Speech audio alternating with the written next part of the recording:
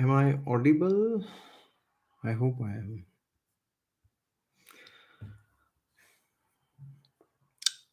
Hello, am I audible? Meera R is saying hello. Hello, Meera ji. Shalini Chavla is saying you are live. So yes, Shalini ji, we are live. Ketus is saying hi, sir. Hi, Ketus. All right. Monk with wings is saying hi. Hi, Monk with wings. All right. Botanical Angel is saying yes. Romain Morin is saying bonjour. Bonjour. Sumanto Chatterjee is saying yes, sir. So good to see you again. Thank you. Nice to have you also, Sumanto ji. All right. Almost 25 people here. Mm, so today is the most auspicious occasion of Shri Narsingh Dev's appearance, which is known as Narsingh Dev Chaturdashi. So Chaturdashi is the Tithi, and Narsingh Dev is the name. He's one of the avatars of Lord Vishnu himself.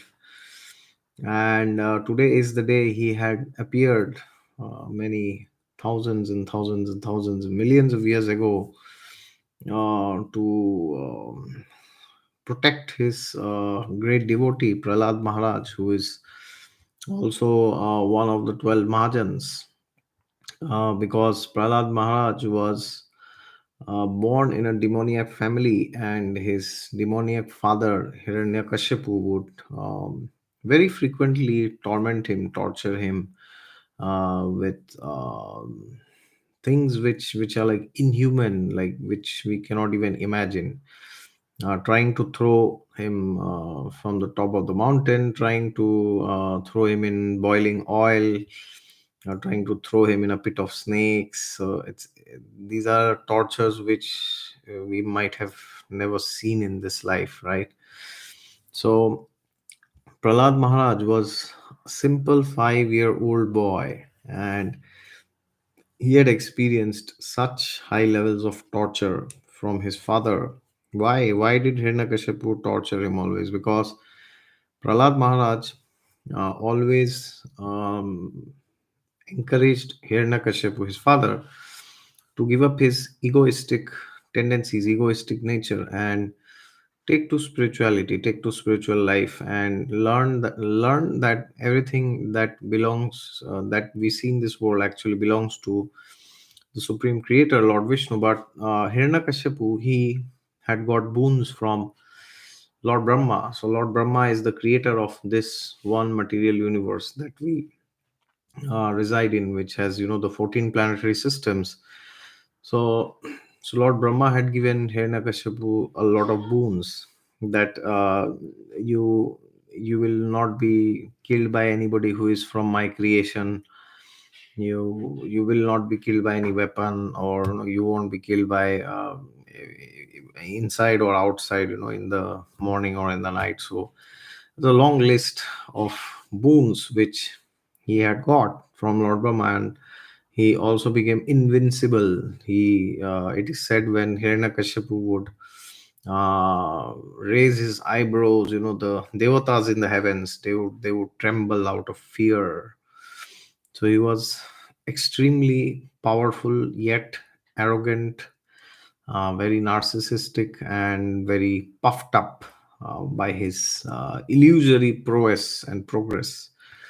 So, because of that, the entire world surrendered to him. Everybody, whoever you could imagine, had surrendered to him.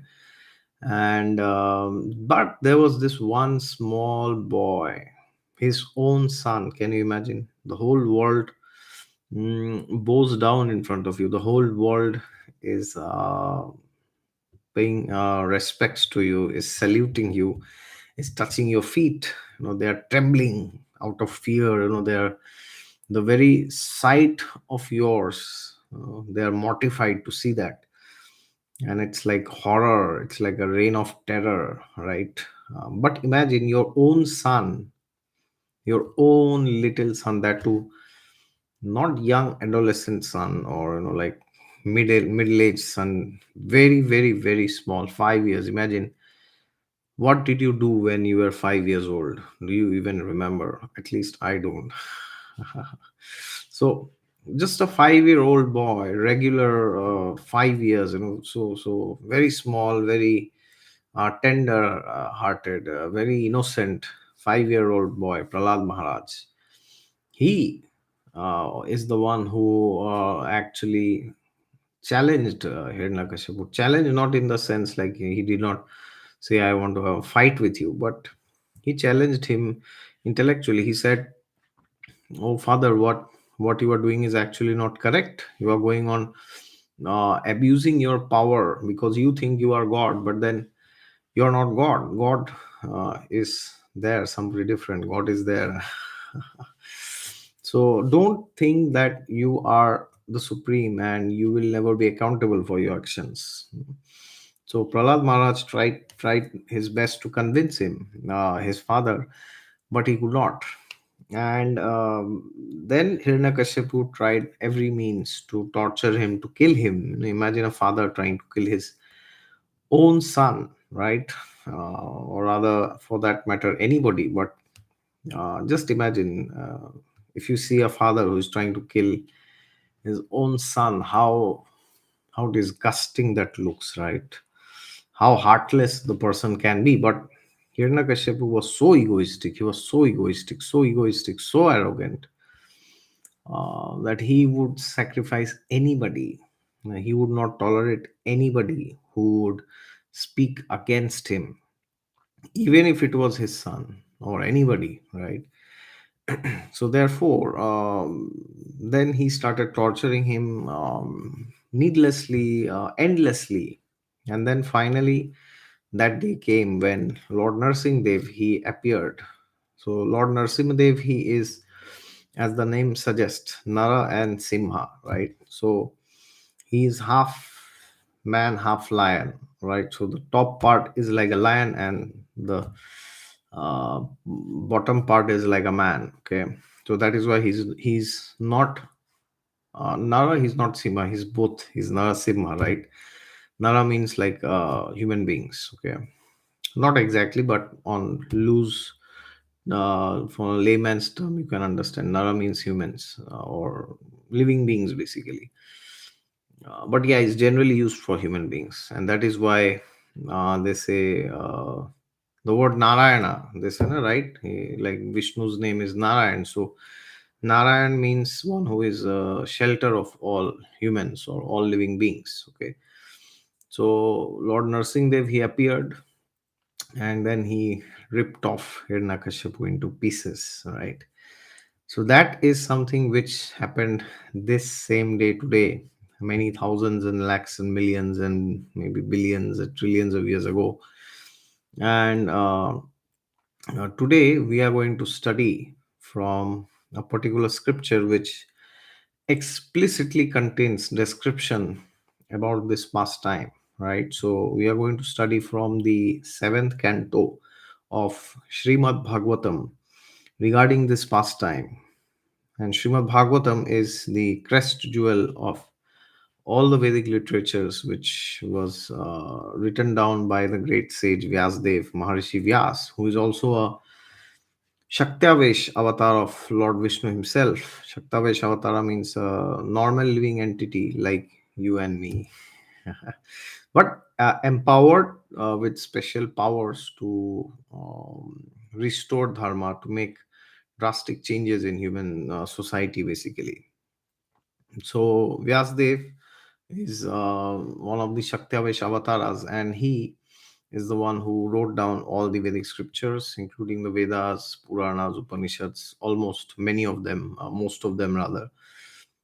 And at the end, he wrote the Srimad Bhagavatam, which is also known as the Paramhamsa Samhita, which is also known as the Amalam Puranam.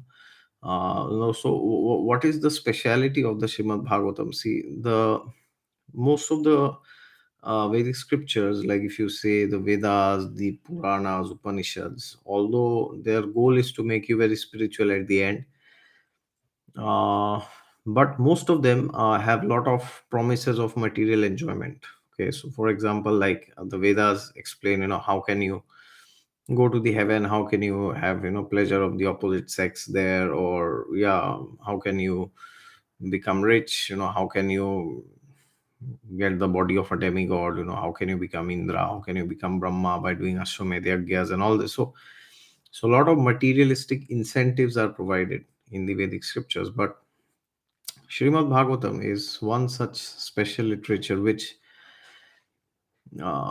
has no material motivation, which is purely spiritual. That is why it is known as Amalam Puranam. Okay, Amala Puran means one which has no dirt of materialistic nature. No material element can contaminate the Bhagavatam. So therefore, Bhagavatam means the science of Bhagavan, who is Lord Shri Krishna himself, as the Bhagavatam says. Eteh cha am sakala pumsam Krishnastu Bhagavana Swayam. So it is the study of the science of God. Okay, so therefore, when you talk of science of God, then this seventh canto is very important, because the seventh canto actually tells us how to experience this divine shelter from God. Okay, because today is the day when Prahlad Maharaj, who is a very great Mahajan, as the Srimad Bhagavatam mentions, there are 12 Mahajanas. Like Yamaraj mentions this to the Yamadutas. This pastime of Yamraj and the Yamadutas is there in the Ajamil section of the Srimad Bhagavatam. So, in the Ajamila section, Yamaraj mentions about these 12 great personalities. He himself included in that, of course. So one of them is none other than Prahlad Maharaj, and another one other of the 12 Mahajans is Bali Maharaj, who is one of his descendants, right? so so therefore, you can see that Bali Maharaj and Prahlad Maharaj, those who are from India, or you are connected to the Vedic tradition, you must have heard about Bali Maharaj and Prahlad Maharaj before. So Prahlad Maharaj is in seventh canto of the Srimad Bhagavatam, and Bali Maharaj is in the eighth canto of Srimad Bhagavatam. So although these two personalities, they are born in demoniac families, right? Like Asura families, right? So Hiranyakashipu, he was an Asura, and Prahlad Maharaj was his son. So, and the same is with Bali Maharaj, right? So Bali Maharaj's father was Virochan. Okay, so although they are born in demoniac families, but they are Mahajans. How can a person who is born in a demoniac family be a Mahajan, right? Highly contradictory, right? But in the Vedic scriptures, we also have these examples. Like even in the Ramayana, we have the example of none other than the great Vibhishan, who is also born in a demoniac family, right? Of course, not exactly that his family was demoniac, but at least his brothers and sisters. So, therefore, although he was in demoniac association, but he still maintained his commitment to dharma. That is why Vibhishan is always revered in the Vedic scriptures, of course. So, similarly, we have the example of Prahlad Maharaj and none other than Bali Maharaj, who are born in demoniac families, but due to some extraordinary circumstances, they became very, very, very spiritual. So, how did Prahlad Maharaj? Like, of course, Prahlad Maharaj he's a Paramhamsa. He is a very great personality, even when he was in the womb of his mother Kayadhu. But when he was in his mother's womb, then his mother had resided in the ashram of Narad Muni, who is a very great personality, who is directly the son of Lord Brahma, who is also one of the 12 Mahajans. And Brahmaji is also one of the 12 Mahajans. So Brahmaji, Narad Muni, and so both are like father, son, both are Mahajans. So When Kayadhu had resided in the ashram of Narad Muni, so then Kayadhu learned, like Narad Muni had spoken a lot about spirituality and devotion and dharma. What should you do, what should you not do? So spiritually, surcharging place, Narad Muni's ashram. So because uh, Kayadhu was there, so Prahlad Maharaj was also there in her womb, and he had been listening to Narad Muni very meticulously. So in the womb itself, right? Even in Mahabharata, we have the example of the great Abhimanyu, who was a 16-year-old boy who was brutally massacred in the 13th day of the Kurukshetra war by so many Maharathis together, who had actually learned how to break through the Chakravyu in his mother's womb, Devi Subhadra's womb, when Arjuna was explaining to Subhadra how to get inside the Chakravyu, right? So Vedic scriptures always encourage the parents and the mother especially to be very much well connected spiritually, so that that can actually impact the child in a positive way in the mother's womb during the pregnancy, of course. So therefore we see in this example that just because he was in Kayadhu's womb, and she was in the ashram of Narad Muni, so she also got purified, and Prahlad Maharaj also, right? So of course Kayadhu was not a perfected soul, but Prahlad Maharaj was a perfected soul, right? And then finally Prahlad Maharaj took birth, and then from day one itself, he always used to talk about God and spiritual stuff, in his school, in his academy. And he was studying in the Shanda and Amarka school of in the academy of Shukracharya, basically. And then because they are demons by nature, so all the training that they would get was of like, oh, who is your enemy? The devatas are your enemy, they are your birth enemies, Janmajat Shatru, enemies since time immemorial. So your only aim in life is to beat the devatas, to beat the hell out of the devatas, right? The demigods, and then finally be victorious and go and sit in the throne of heaven. So this is what they were taught. They were taught who are friends, who are enemies, how to be duplicitous, how to be diplomatic. But the problem was Prahlad Maharaj was not very happy with hearing all this, because Prahlad Maharaj, he was a perfected soul, as Lord Krishna says in the Bhagavad Gita, na, Shuni Chaiva Sopakecha, Pandita Samadarshina, right? A Pandita, one who is self realized, sees everybody equally, right? Sees a Brahmana and an elephant also equally. So the self enlightened sage sees directly the soul inside the body, right?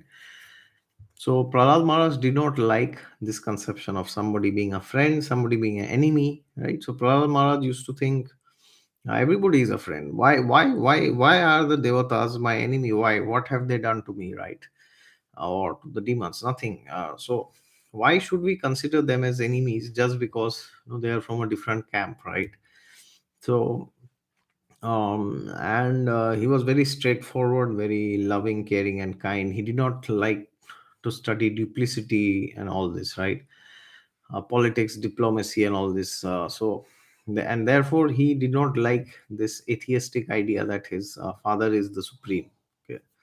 So in the world that time, it was only taught that Hiranyakashipu is God. He's the supreme. So he didn't like this, and therefore he would actually challenge, right? And in the school where he was studying, he would start a parallel, like class among the class, right? So when there's a class going on, he would start speaking about Lord Vishnu, his glories, his greatness, and he would say, oh, Lord Vishnu is there everywhere, he's there here, there, everywhere, right?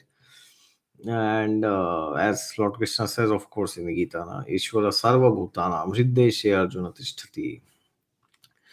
But his instructors, Shanda and Amarka, they did not like this. They thought, oh, what nonsense are you speaking? You are saying that Lord Vishnu is God himself. We do not agree to this. Your mind has been poisoned by the devatas. We do not know how this is happening, but this is not it.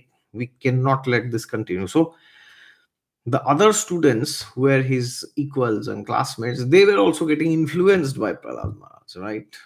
Imagine you have a propaganda school, and then um, one of them is speaking something which is totally opposite to your propaganda, right? And that student is like countering all your propaganda within the propaganda school, right? How will it be? Will he be tolerated? Absolutely not, right?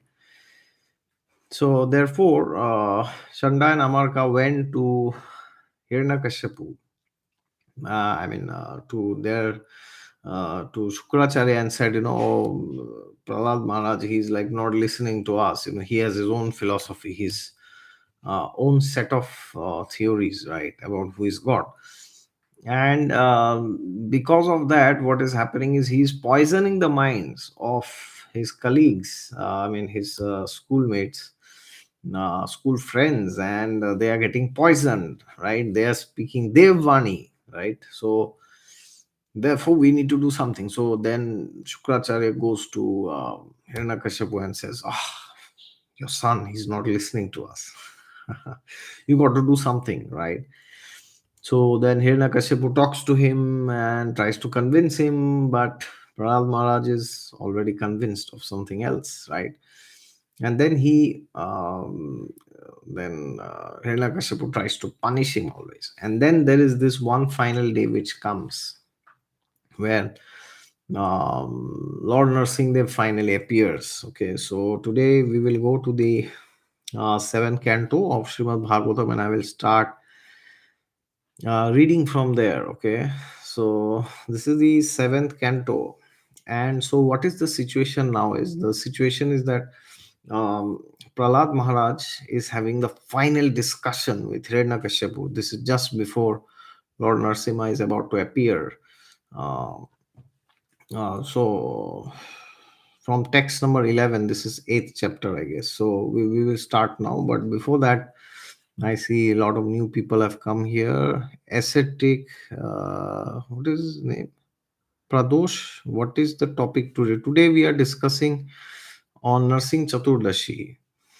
Uh, Kavita Komi Nalai Singh, Namaste ji.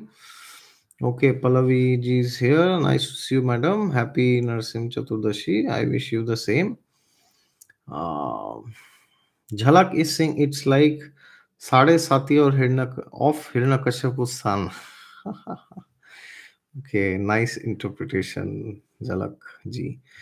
Suchitra KR is saying today is school Mahavatara. Okay, I'm not aware of this, sorry.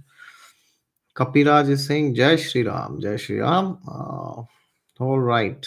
Samar Pita Mishra is saying Namaste, sir, Namaste. DC is saying Radhe, sir, Radhe, Radhe, sir. All right. Okay, so now we are directly going to jump into the seventh canto, eight chapter 11th verse. Okay, so Prahlad Maharaj is having this discussion, and then Hiranyakashipu starts speaking.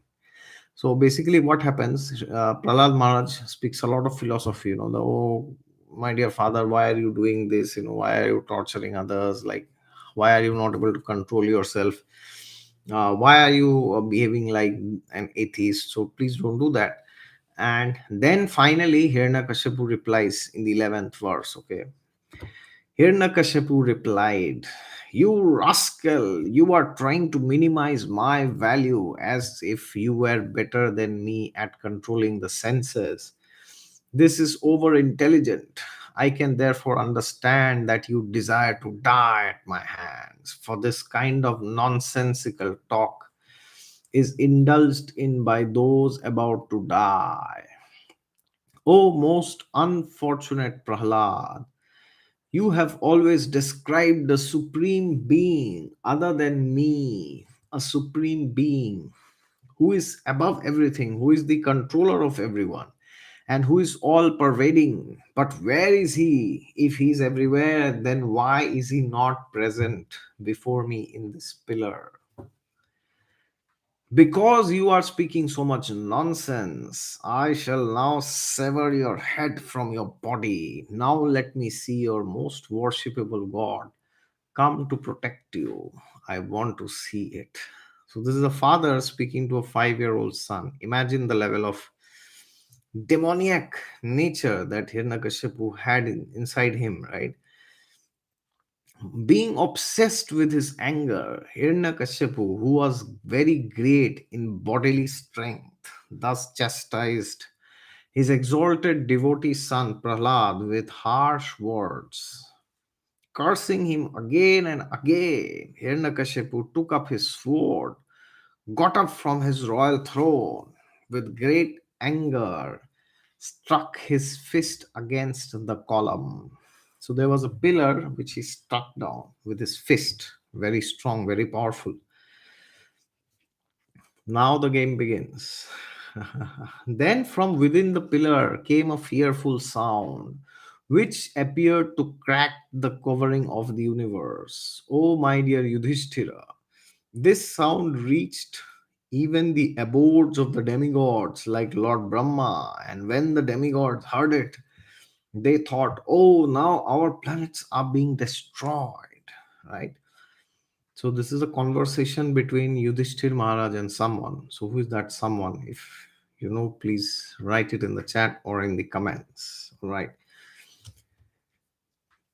While showing his extraordinary prowess, Hiranyakashipu, who desired to kill his own son, heard the wonderful tumultuous sound which had never before been heard. Upon hearing this sound, the other leaders of the demons were afraid. None of them could find the origin of that sound in the assembly. So there was a very big sound by the cracking of the pillar, right? Then, text number 17. To prove the statement of his servant Prahlad Maharaj was substantial, in other words, to prove that the Supreme Lord is present everywhere, even within the pillar of an assembly hall, the Supreme Personality of Godhead, Hari, exhibited a wonderful form like never before, never seen before. The form was neither that of a man nor that of a lion. Thus, the Lord appeared in his wonderful form in the assembly hall. When Hiranyakashipu looked all around to find the source of the sound, that wonderful form of the Lord, which he could not ascertain to be either a man or a lion, emerged from the pillar. In amazement, Hiranyakashipu wondered, what is this creature that is half man and half lion? So he was amazed to see this most amazing form of Lord Narsingh Dev. It was unbelievable for him. How can somebody be a half man and a half lion? It was inconceivable for him, right? He had never seen a form like this, nor had anybody seen this form before, right? So now, so he was astonished to see this and he was amazed, right? Hiranyakashipu studied the form of the Lord, trying to decide who the form of Narsinghdev standing before him was. Who was this person? The Lord's form was extremely fearsome because of his angry eyes, which resembled molten gold, his shining mane, which expanded the dimensions of his fearful face, his deadly teeth, his razor sharp tongue, which moved about like a dueling sword. His ears were erect and motionless, and his nostrils and gaping mouth appeared like caves of a mountain. His his jaws parted fearfully, and his entire body touched the sky. So he was so tall, you see, like touched the sky. His neck was very short and thick, his chest broad, his waist thin, and the hairs on his body as white as the rays of the moon. What a beautiful description. His arm, which resembled flanks of soldiers, spread in all directions as he killed the demons, rogues, and atheists with his conch shell, disc, club, lotus, and other weapons. So he's Vishnu himself. So he has all the weapons that Lord Vishnu has, right? So he was killing all the demons, rogues, all the people who had supported Hiranyakashipu during this torture of Prahlad Maharaj. Hiranyakashipu murmured to himself, Lord Vishnu, who possesses great mystic power, has made this plan to kill me. But what is the use of such an attempt? Who can fight with me? Thinking like this and taking up his club, Hiranyakashipu attacked the Lord like an elephant.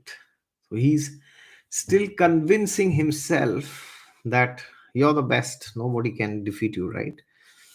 Let's see how far he can convince himself. Text number 24. Just as a small insect falls forcefully into a fire and the insignificant creature becomes invisible, when Hiranyakashipu attacked the Lord, who was full of effulgence, Hiranyakashipu became invisible. So he was like a small insect in front of Lord Narsinghdev. This is not at all astonishing, for the Lord is always situated in pure goodness, Vishuddha Sattva. Formerly, during creation, he entered the dark universe and illuminated it by his spiritual effulgence. Thereafter, the great demon Hiranyakashipu, who was extremely angry, swiftly attacked Narsinghdev with his club and began to beat him. Right? So he's trying to beat Narsinghdev. Lord Narsinghdev, however, captured the great demon along with his club, just as Garuda might capture a great snake. What a beautiful comparison it is.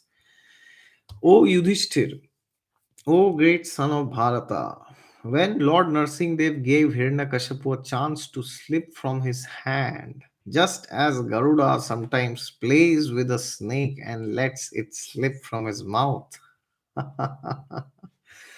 the demigods who had lost their abodes and who were hiding behind the clouds for fear of the demon did not consider that incident very good. Indeed, they were perturbed.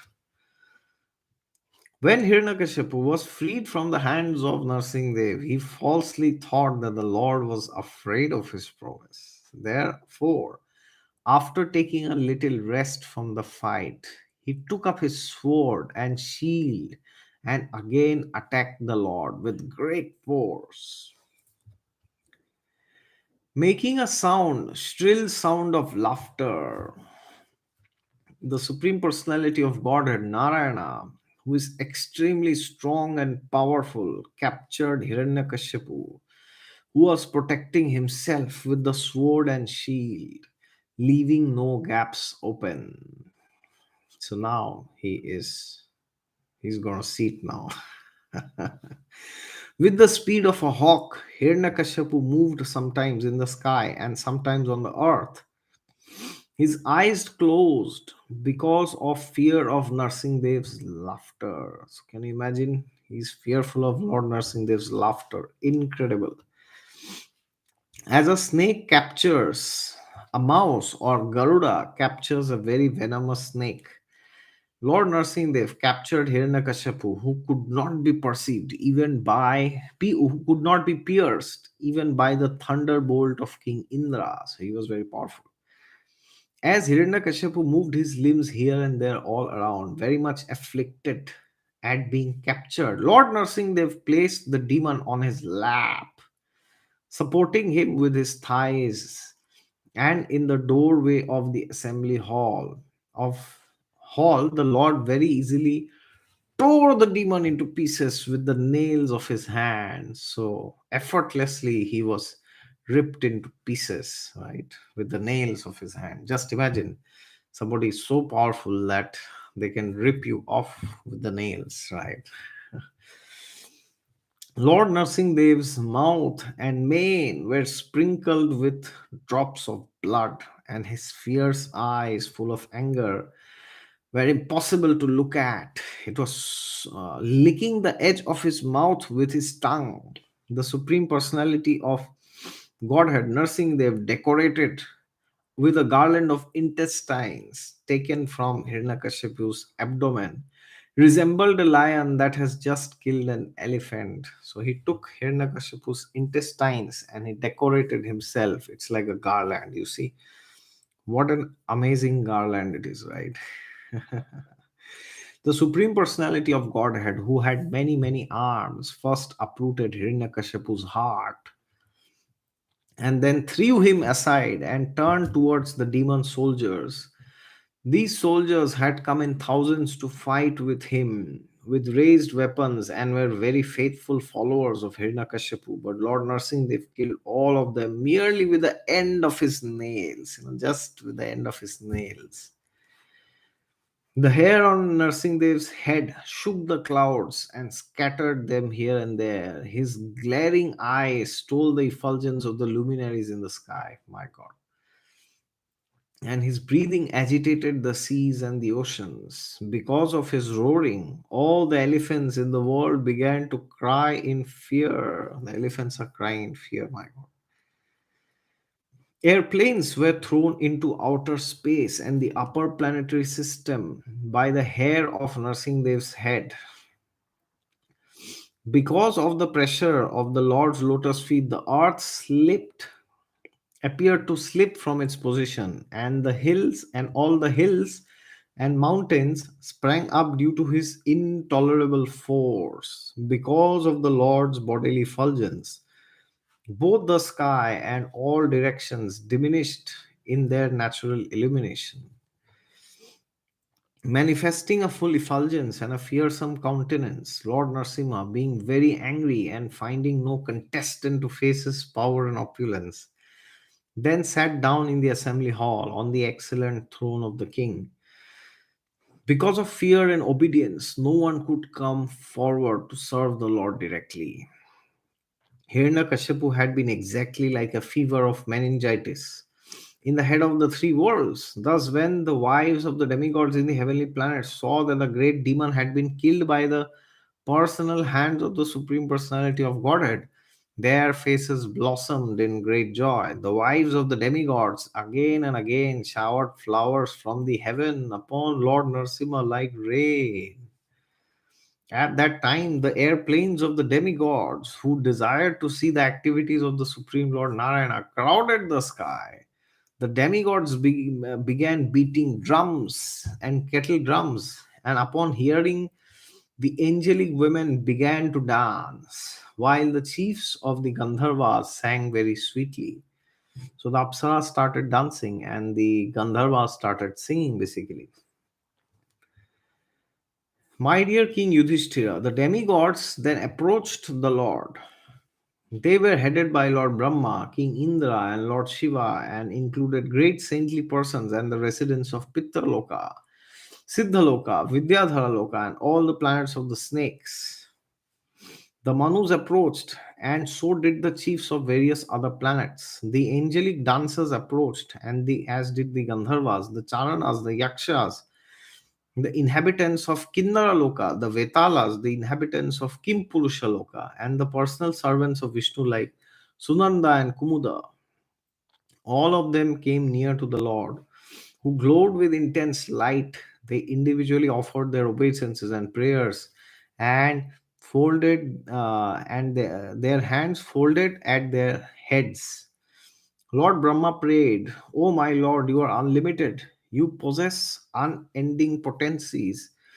No one can estimate or calculate your prowess and wonderful influence, for your actions are never polluted by the material energy. Though the material qualities, through the material qualities, you very easily create the universe, maintain it, and again annihilate it. Yet you remain the same without deterioration. I therefore offer my respectful obeisances unto you." Lord Shiva said, so Lord Brahma, Shiva, Indra, everybody appeared. So Lord Shiva is saying now, the end of the millennium is the time for your anger. Now that this insignificant demon Hiranyakashipu has been killed, O my Lord, who are naturally affectionate to your devotee, kindly protect his son Prahlad Maharaj, who is standing nearby as your fully surrendered devotee. Now Indra is saying, King Indra said, "O Supreme Lord, you are our deliverer and protector. Our share of sacrifices, which are actually yours, have been recovered from the demon by you. Because the demoniac king Hiranyakashipu was most fearsome, our hearts, which are your permanent abode, were all overtaken by him. Now, by your presence, the gloom and darkness in our hearts have been dissipated. O Lord, for those who always engage in your service, which is more exalted than liberation, all material opulence is insignificant. They do not even care for liberation, not to speak of the benefits of karma, artha, and dharma.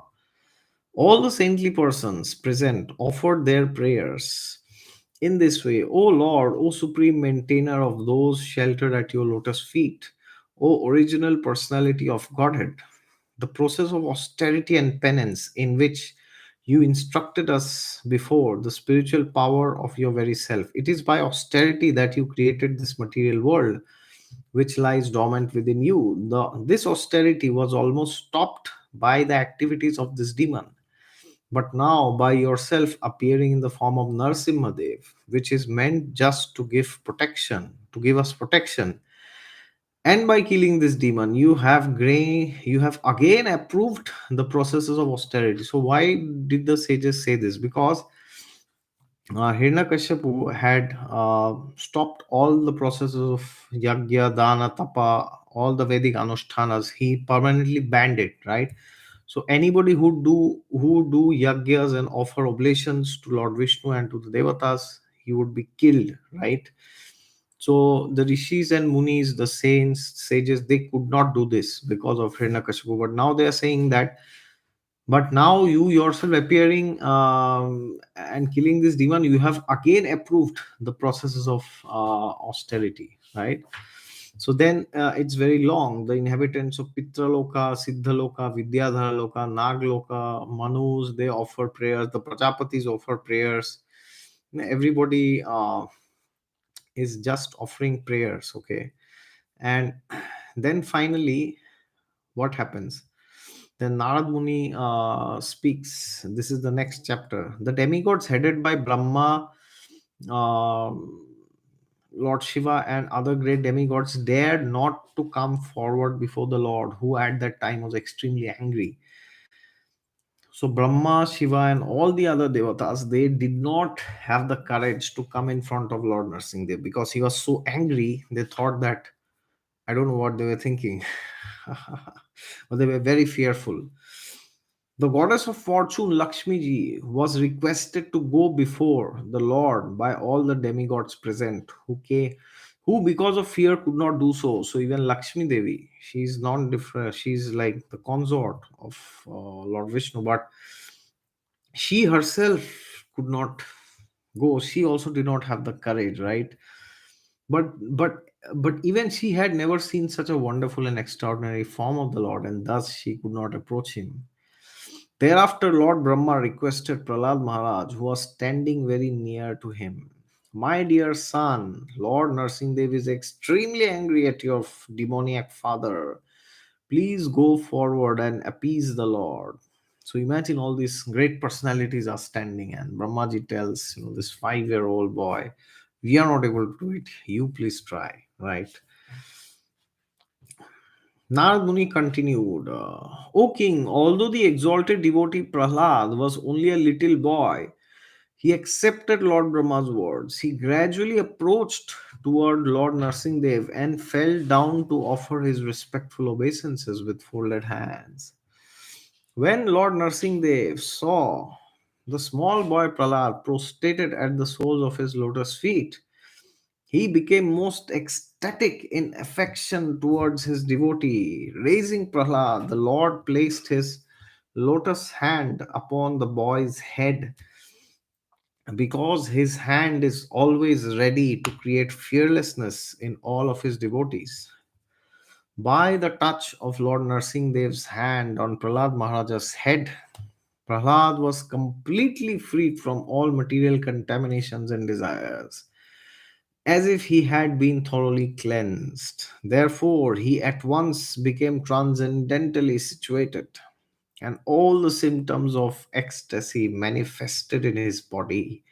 His heart filled with love, and his eyes with tears, and thus he was able to completely capture the lotus feet of the Lord within the core of his heart. So there are eight special symptoms of ecstasy which manifests when somebody advances spiritually gradually, right? So that is known as Ashta Sattvic Mahavikar. So it's like, your you start trembling, your hair starts standing on end, and your voice is choked up, you cry, there is shivering in the body. So these are like, eight symptoms of ecstasy. So he manifested all the symptoms of ecstasy, right? And then finally, Prahlad Maharaj starts speaking. Prahlad Maharaj fixed his mind and sight upon Lord Narsinghdev with full attention in complete trance. With a fixed mind, he began to offer prayers in love with a faltering voice, right? And then Prahlad Maharaj starts speaking. How is it possible for me, who is born in a family of Asuras, to offer suitable prayers to satisfy the Supreme Personality of Godhead? Even until now, all the demigods, headed by Brahma and all the saintly persons, could not satisfy the Lord by streams of excellent words. Although such persons are very qualified, being in the mode of goodness, then what it is to be said about me? I am not at all qualified, right? So Prahlad Maharaj is um, expressing his humility, right? He's not saying that, oh, all of you big guys, Brahma, Indra, Shiva, you guys are good for nothing, you couldn't do it, but see, I did it. He's not saying like this. So then Prahlad Maharaj offers a long, long, long list of prayers. It's like, about greatness of Lord Dev, about the Vaikuntha planets, and it's like a very long chapter. Okay. Then finally, Lord Dev starts speaking, the Supreme Personality of Godhead. Oh yeah, before that, thus Lord Dev was pacified by the devotee Prahlad Maharaj with prayers offered from the transcendental platform. The Lord gave up his anger, and being very kind to Prahlad, who was offering prostrated obeisances, he spoke as follows. So finally, Lord Dev starts speaking. The Supreme Personality of God had said, "My dear Prahlad, most gentle one, best of the family of the Asuras, all good fortune unto you. I am very much pleased with you. It is my pastime to fulfill the desires of all living beings, and therefore you may ask from me any benediction that you desire to be fulfilled." So Narsinghdev is asking, what do you want? I will fulfill your desire. My dear Prahlad, may you live a long time. One cannot appreciate or understand me without pleasing me. But one who has seen or pleased me has nothing more for which to lament for his own satisfaction. My dear Prahlad, you are very fortunate. Please know from me that those who are very wise and highly elevated try to please me in different modes of mellows, for I am the only person who can fulfill the desires of everyone. Narad Muni said Prahlad Maharaj was the best person in the family of Asuras who always aspire for material happiness. Nonetheless, allured by the Supreme Personality of Godhead, who offered him all benedictions of material happiness because of his unalloyed Krishna consciousness, he did not want to take any material benefit for sense enjoyment. So Prahlad Maharaj did not take any benediction. Okay. So Prahlad Maharaj replied, oh, my dear Lord, O Supreme Personality of Godhead, because I was born in an atheistic family, I am naturally attracted to material enjoyment. Therefore, kindly do not tempt me with these illusions. I am very much afraid of material conditions, and I desire to be liberated from materialistic life. It is for this reason that I have taken shelter at your lotus feet. So imagine God is Himself standing in front of you and He's asking you, what do you want? And you say, I just don't want anything. Inconceivable, right? So now Prahlad Maharaj later on, what does he say? Oh my Lord, I am your unmotivated servant and you are my eternal master. There is no need of our being anything other than master and servant. You are naturally my master. I am naturally your servant. We have no other relationship. And then finally, what happens? Prahlad Maharaj, he did not. He just requests Narsingh Dev to free his father from all sins, basically. Then Lord Narsingh Dev says, my dear Prahlad, a devotee like you never desires any kind of material opulences, either in this life or in the next. Nonetheless, I order you to enjoy the opulences of the demons in this material world, acting like their king until the end of the duration of time occupied by Manu. So till that Manvantara, he was ruling actually. And then Prahlad Maharaj, he again speaks a lot of prayers, and then Narsingh Dev also says so. It's a very amazing pastime. You can read it sometimes, and at the end, Lord Narsingh Dev says, "My dear Brahma, O great Lord, born from the lotus flower, just as it is dangerous to feed milk to a snake, so it is dangerous to give benedictions to demons who are by nature ferocious and jealous.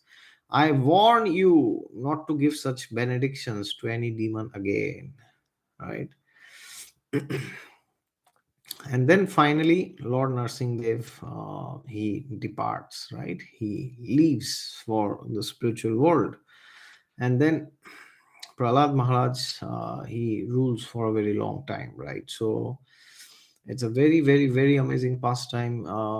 You can always read it from the seventh canto, eighth chapter, seventh chapter, sixth chapter. This is 10th chapter, of course. Okay, so you can read it.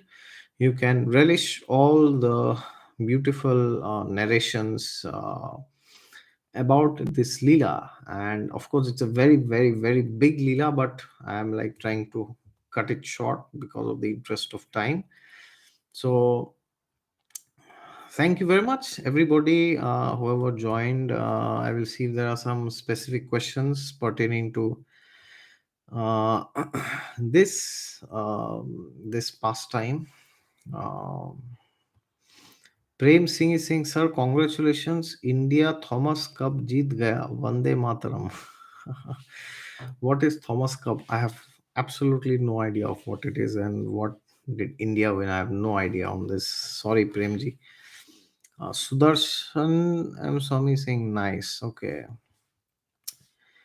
Possibly saying, Jai Shri Krishna. Sienna Gomes is saying, where are you from? Can I meet you for consultations? You can always go to my website, exoticastrology.in, for a personalized consultation with me, CN Gomes. You will also find the link in the description section of this video. Deepthi Gupta is saying, Namaste. Gur, Gurvinderjeet Singh is saying, Ram. Ram Ram. Palaviji is saying, the Lord is harder than the thunderbolt for the wrongdoer and softer than the rose for the faithful. Prahlad. Yes, indeed. Absolutely.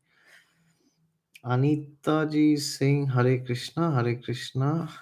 Neil K. Kisyan Singh is saying, Radhe, Radhe, Radhe, sir, Radhe, Radhe.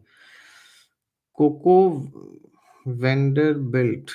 Guruji, isn't Krishna the seventh incarnation of Mahavishnu, the Supreme Personality of Godhead? Are the others blessed as demigods? Krishna is the Supreme Lord. Hare Krishna. So, yeah, generally in India, there is this concept of Dashavataras where they say, Lord Vishnu has 10 incarnations, but actually, Lord Vishnu has many, many, many, many, many incarnations, right? Not only 10, some say 24, but actually, we know there are like unlimited incarnations. Actually, the word incarnation is not a very right translation for the word avatar.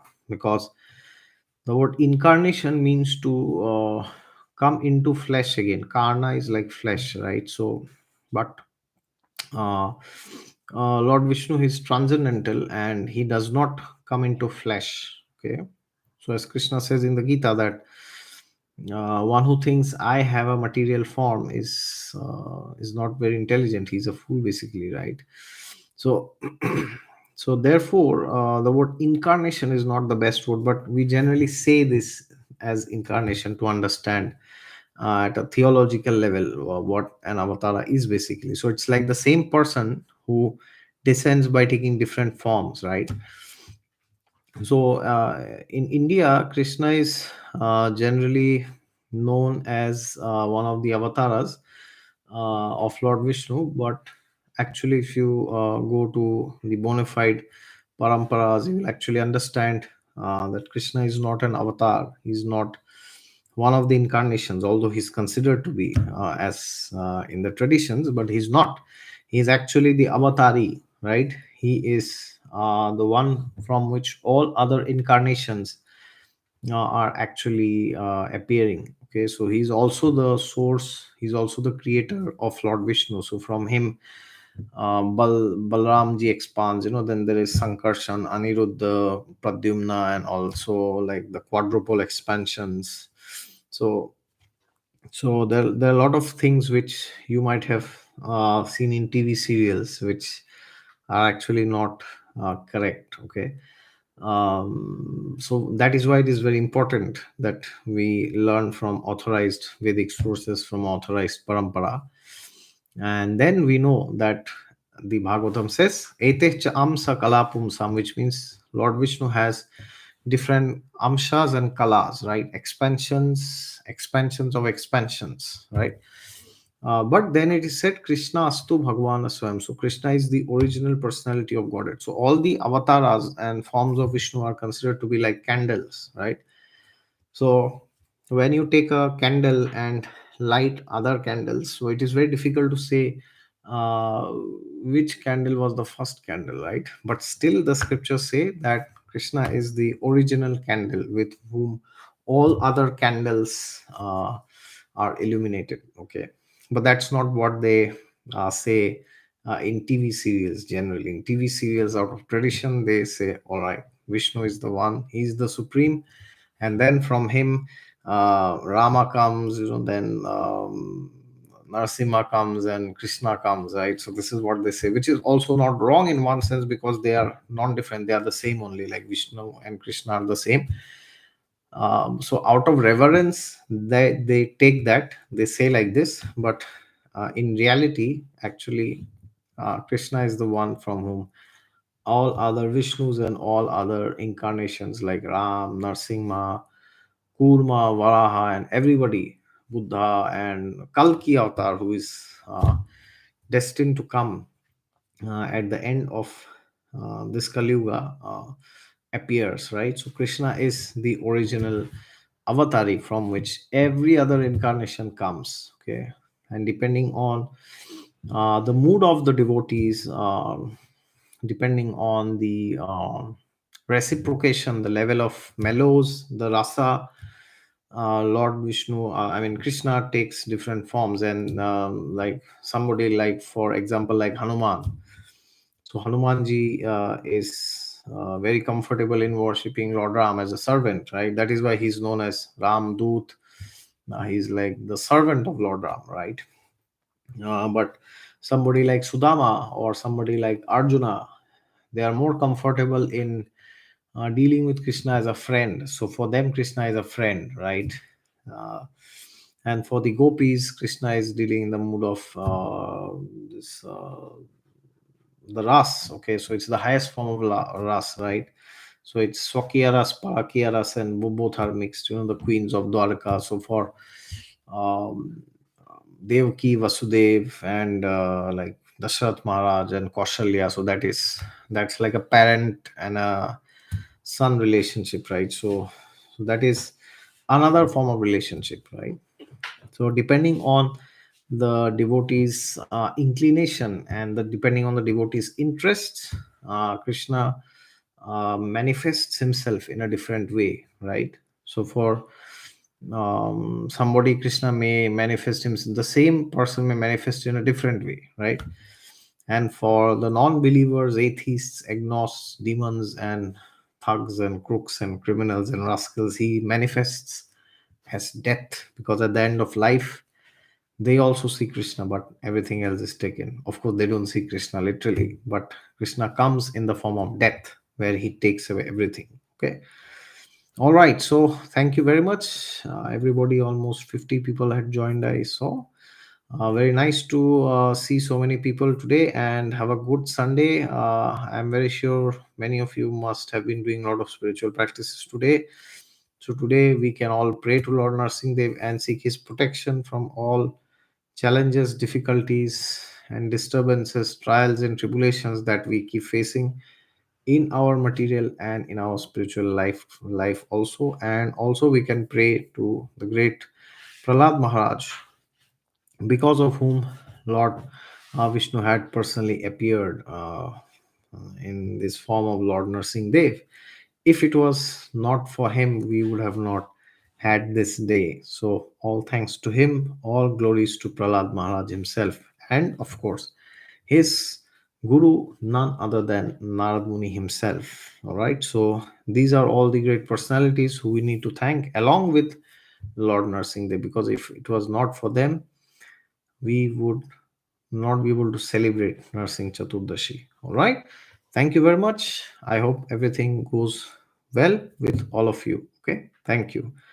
Jai Shri Ram. Jai Nursing Dev. Jai Shri Krishna.